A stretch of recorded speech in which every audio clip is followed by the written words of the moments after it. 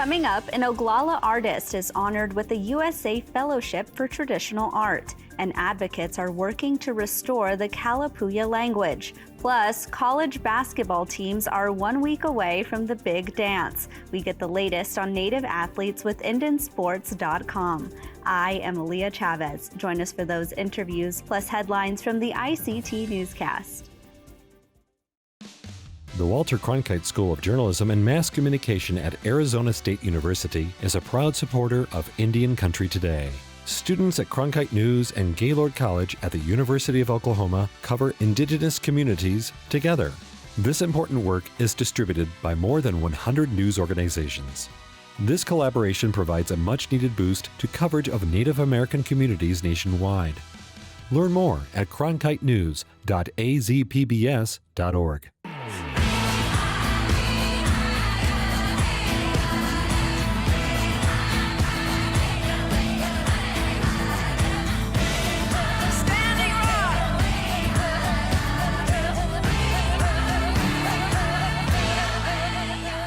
This is the ICT Newscast with Aaliyah Chavez.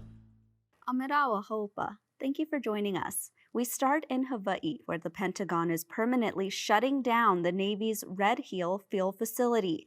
The announcement comes amid an ongoing water contamination crisis. In December of 2021, the Navy confirmed petroleum from one of its fuel tank facilities had leaked into Pearl Harbor's tap water. To bring awareness to the contamination, water protectors put up an altar at the gates of the headquarters of the commander of the U.S. Pacific Fleet. Following the shutdown, Native Hawaiians celebrated the news. Carmen Hulu Lindsay is the chair of the Board of Trustees with the Office of Hawaiian Affairs. Responding to questions by email, Lindsay said in part, "Time after time, the people of Hawaii have been left to clean up after the military ravages our sacred lands, from unexploded ordnance and toxic waste to the loss of cultural and historic sites and endangered species. Officials will provide a 12-month completion plan for defueling the facility by the end of May." The global death toll from COVID-19 has reached 6 million. The milestone serves as a reminder that while people are shedding their masks and resuming travel, experts warn the pandemic is still far from over. In the U.S., tribal nations have continued to display their sovereignty by enforcing mask mandates and social distancing on tribal lands. According to the Indian Health Service, American Indians and Alaska Natives have a 3.5 times higher infection rate and are 4 times more likely to be hospitalized by the virus. In remote Pacific Islands, isolation had largely protected residents from a spread for more than 2 years, but now even they are facing their first COVID-19 outbreaks and deaths. New Mexico Indigenous language instructors will receive a higher teacher's salary thanks to new legislation. The state's governor, Michelle Lujan Grisham, signed a bill last week that will pay certified workers at least $50,000 a year. Previously, Indigenous language teachers were not paid a minimum salary. Some were even considered teaching assistants and made as little as $14,000 a year. The legislation means around 155 teachers in New Mexico are eligible for an upgraded salary. The legislation was sponsored by Sandia Pueblo citizen and New Mexico State Representative Derek Lenti. Lenti urged the governor to address disparities in technology and funding next. Congratulations go out to the hit TV series Reservation Dogs. This week, the series won Best New Scripted Series and Best Ensemble Cast by the Independent Spirit Awards. The director and creator of the show, Sterling Harjo, gave some insight on Native humor. Created this show with my brother, Taika Waititi, and there's nothing that gives me more pleasure than creating something with my friend. We've traveled through New Zealand in his weird little French car that had hydraulics, slept in the same hotel together, told stories about home. And that's why we made this show, because we told stories about home, and they were all funny.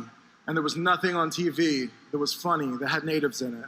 And we wanted to show you how funny we are. Season 2 of Reservation Dogs is expected to launch in early September of this year. Well, happy International Women's Day. Today is a day that celebrates the achievements of women all over the world, and there are many in Indigenous communities. Fawn Sharp is the president of the National Congress of American Indians. Peggy Flanagan is the lieutenant governor of Minnesota. Ponkawee Victors and Stephanie Byers are Kansas state representatives. Lori Jump is the director of Strong Hearts Native Helpline. The late Claudette White was the chief judge of the San Manuel Band of Mission Indians. Cece Meadows is an entrepreneur and the owner of Prado's Beauty, and the late Lucy Covington was a prominent tribal leader who fought to end termination. International Women's Day has been celebrated since 1911. And those are the headlines for the ICT Newscast.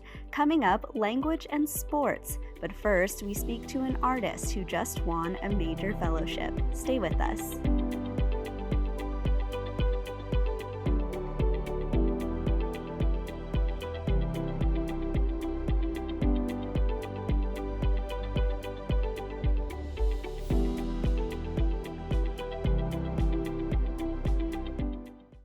The 2022 United States Artist Fellowship Program comes with a $50,000 unrestricted prize. Among the 63 individuals honored is Marty Two Bulls Jr. He is based in Rapid City, South Dakota, and is a full-time faculty member at Oglala Lakota College. Hello, Marty, and congratulations.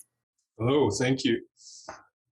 So your family is really well known for art across many mediums. Tell us more about your family members and what their reaction was when they found out that you were awarded this fellowship. Sure. Like you said, my family, they have a pretty diverse background in the arts. My father, Marty Two Bulls Sr., is an accomplished artist and editorial cartoonist. I have a wide variety of mediums covered through my family, from painters to beadworkers. We're a really big family out here in South Dakota. And they're all really excited and supportive of this award.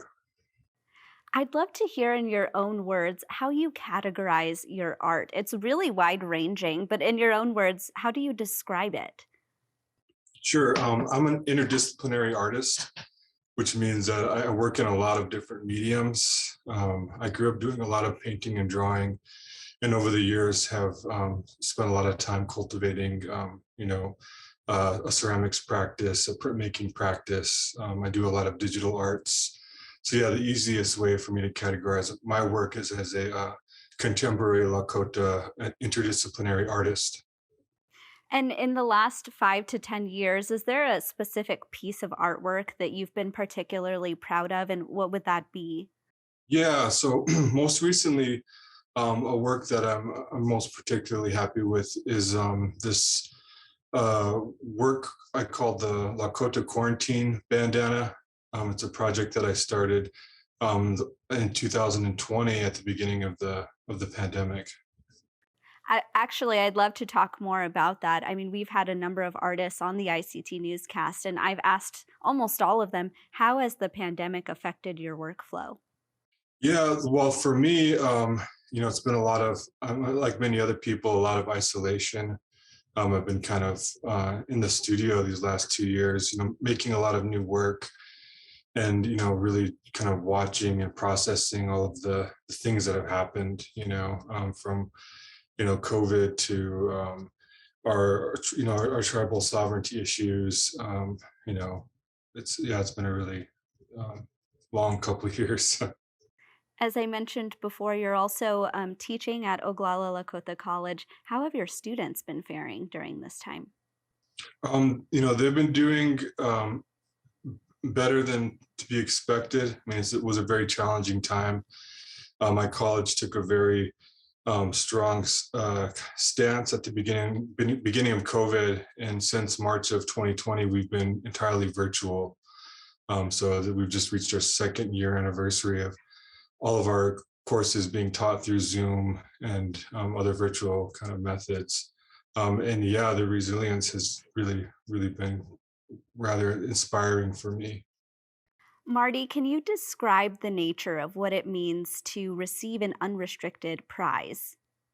So in the arts, it's very rare. This is one of the best kind of grants or fellowships out there. Generally, as an artist, I apply for a lot of these and don't get a lot of them. It's a really competitive field. Yeah, and it's super rare. I mean, I can only think of maybe one or two in the nation that are similar. Usually, there's a lot of reporting involved and a lot of kind of telling them what you're going to use the money for ahead of time. And what will you plan to use this prize for? Will it be to make more art?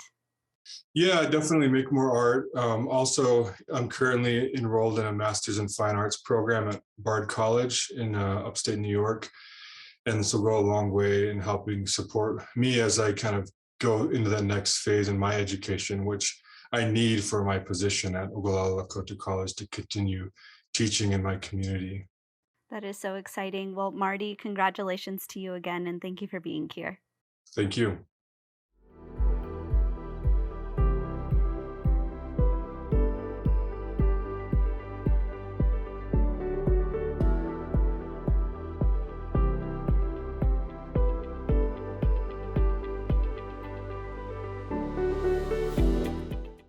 We are about 1 week away from tip-off in the women's and men's NCAA tournaments. Plus, state basketball tournaments have been happening too. Brent Cahwee is the co-founder of the very popular website NDNsports.com. He joins us now to break down the native athletes to watch for. Hi, Brent. Welcome back.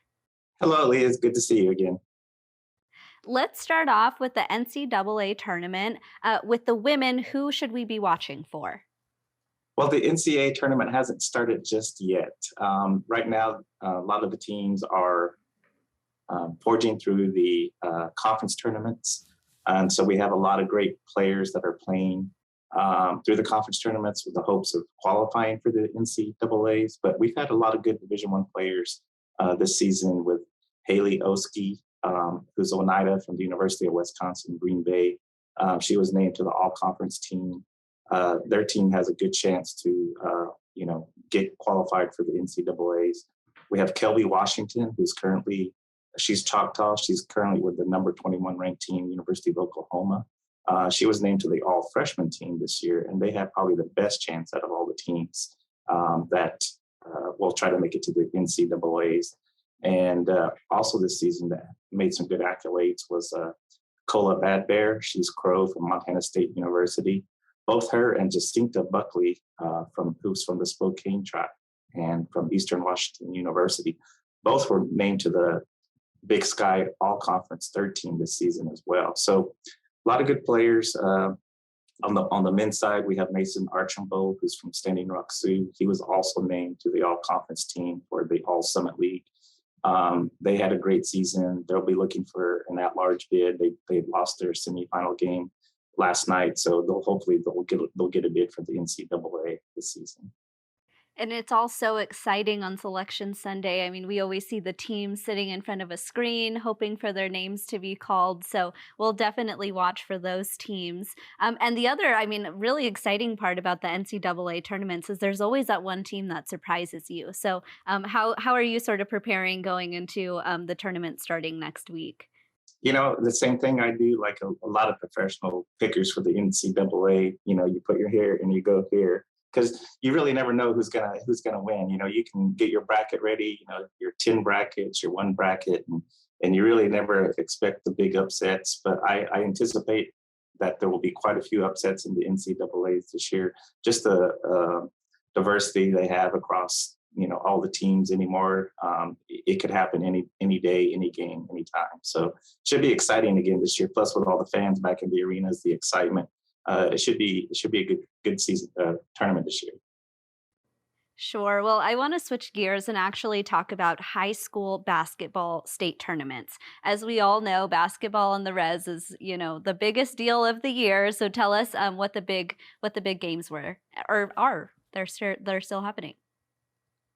Right. Yeah. I mean, you have different states who have tournaments going on right now. Some have already completed. We've already had state champions crowned, which is awesome. I think the first one we had was at Kalapuya, Idaho.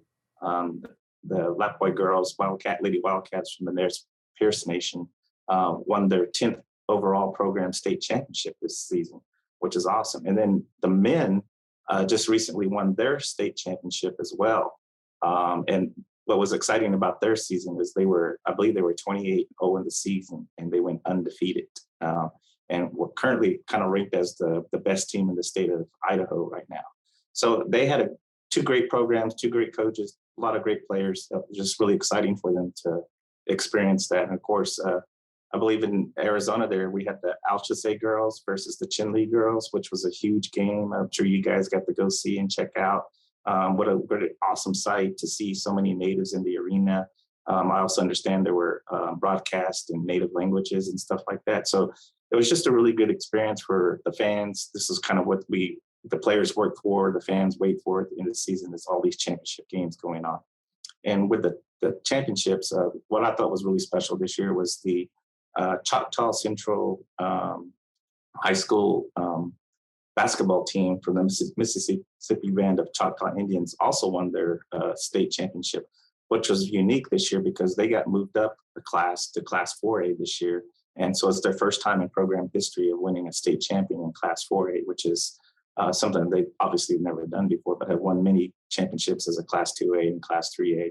And what's also unique about the whole situation is 9 miles down the road at Neshoba Central, which is the public school near the reservation, they went 33-0 on the season with all the Choctaw girls on the team as well. So just a great, homebred program they have going on in the Mississippi Reservation, and just exciting for res ball all around. Of course, we still got playoff games going in New Mexico as well. That's exactly what I was going to mention. In New Mexico, the playoff games are happening right now. I guess I can add a little bit of reporting to this interview. My alma mater, the Santa Fe Indian School, is currently playing for the state basketball tournament, and the girls' basketball team has won a number of championships, so I'm sure a lot of people are going to be watching for that. Yeah, I'm definitely keeping my eyes out for those games as well, and as well as some of the individual players that are making waves at the public schools as well. In Albuquerque, at Volcano Vista, we have Jalen Bates, and who's one of the top players who signed with New Mexico, looking to repeat as state champions as well. So a lot of good ball still going on, lots to see. Of course, the northern teams still have games going on as well, and we're over at Indian Sports trying to keep track of all that stuff as well as the conference tournaments for the college athletes as well. Yeah, and I actually want to switch gears again and talk about the NBA. I know that a certain player recently made their debut and you actually got to watch. Tell us about that. Yeah, that was great. Lindy Waters, the third, who's Kiowa and Cherokee, who had been playing in the NBA G League for the Oklahoma City Thunder, recently signed a 2-way contract with the NBA Thunder team. And he was actually called up 2 weeks ago. And he's played in 9 games now, and his minutes were kind of cleanup minutes at first, but now he's, I think the most recent game, he averaged, I think he was almost 20 minutes in the game. And so he's starting to be worked into the offense, and he's starting to kind of get a feel for the game, the speed, the size, and also his role. And what's really great, Lindy's is an Oklahoma boy. I mean, it's unique with his situation because he played res ball tournaments when he was a youth in Oklahoma. He played high school ball in Oklahoma. He played college ball at Oklahoma State. After he graduated, he played semi-professional ball with the Enid Outlaws, which is also in Oklahoma. And of course, he got to play his G League at Oklahoma. So he's an Oklahoma born and bred, fairy tale res stories, so to speak, of being able to play in his home state for his whole basketball career. And he's a fan favorite. When I was at the game and anytime he came in off the bench, it wasn't just the native people in the crowd. It was the community, the NBA fans as well, that really cheered him on when he came on the court. So very exciting. I had a great time at the game. I got a chance to sit down with him after the game and do an interview and talk about things he's hoping to do. And one of the big things he wants to do is camps this summer to get kids, to inspire the youth to get to the level he's at. Sure. Well, Brent, thank you so much. I learned so much. You're welcome. I'm always glad to come by and give you guys some great news.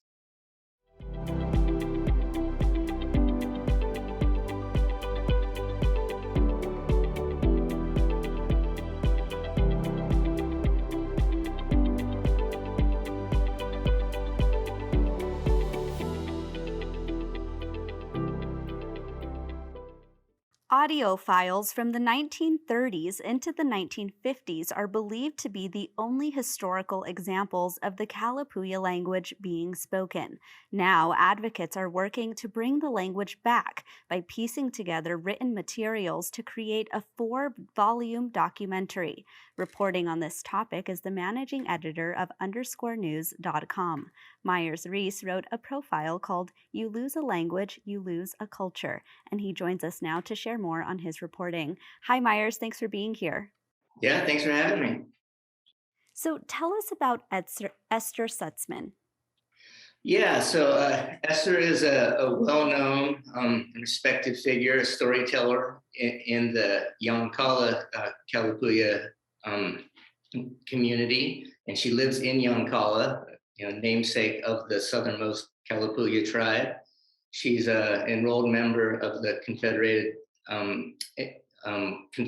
Siletz Indians, and so she was approached by Paul McCartney, not the Beatles Paul McCartney, but a different Paul McCartney, who he was a retired high school teacher, not a tribal member, but just a lover of language, I guess. But he particularly was fascinated with the Kalapuya language, and so fascinated that he wanted to dedicate his retirement to compiling it into a dictionary, which didn't exist. So he reached out to Esther, and she kind of helped him with the process, helped him connect to some people, and even after Paul passed away last year, Esther and her family launched a GoFundMe site to raise money to actually print the dictionaries, and they were printed last winter. That is so interesting that he was a non-native man who was just fascinated with this language and wanted to help restore it. What did Esther say about how he approached her and maybe what she was feeling in terms of wanting to bring the language back? Yeah, he approached her and her granddaughter, Esther's granddaughter, Ayana, who's 22, and she's really also been very heavily involved in the process. She told me that Paul had called and said, "Do you want your language back?" And they said yes, because Kalapuya hasn't been spoken. I mean, the last L1 speaker, and that means someone who grew up with the language spoken first in the household.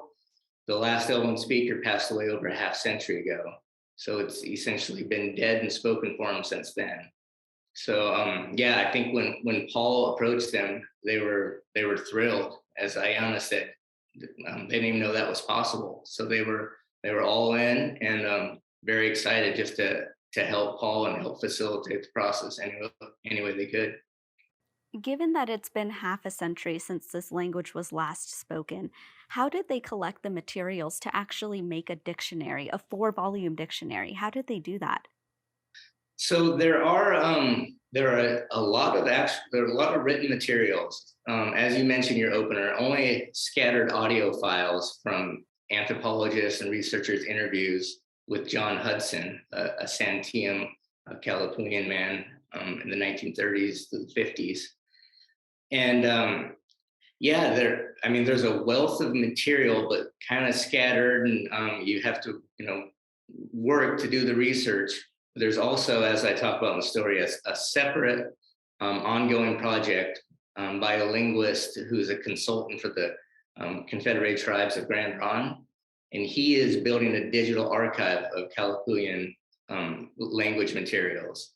And that's, there's a ton of notebooks from researchers who interviewed people in the tribe, dating back to late 1800s into the, early to mid 1900s. Scanning and digitizing those types of documents. And really there's quite a bit of material. There just aren't any living speakers. What was really interesting to me about your story, Myers, was that you talked about this idea of adaptive words, and that's for when something when we reach a new generation and there's not quite a word for something like internet or computer, and we see this all across Indian country where Indigenous languages are sort of having to be changed a little bit change with the times. Tell us about that aspect of the Kalapuya language. Yeah, so and that's been really fun for Esther and Ayana and the rest of their family and friends who participate in these I guess semi-regular language study sessions at Esther's house. But yeah, it's been fun for them to, for example, TV that wasn't invented then, so they kind of just crafted a word loosely translated as far away seeing tool, and that's part that helps make the process fun, which is important, because it just brings more people into the fold and gets them excited about learning. So yeah, that's been real fun for them. And the thing is with the dictionaries, they're not a dictionary like an academic resource. They're more like a glossary, kind of, this word can be translated to this word. So it's translations really. So, but a lot of them, thousands of pages. Yes. Well, Myers, thank you so much for being here and for sharing this story with us. Thank you. I enjoyed writing it. I enjoyed being on the show today. Thank you. And that's a slice of our Indigenous world. For more news, visit IndianCountryToday.com. From all of us in the newsroom, happy International Women's Day. Stay safe, my relatives. I am Aaliyah Chavez. Sometimes you got to take a stand just because you know you can. Oh, you got to run, you got to run.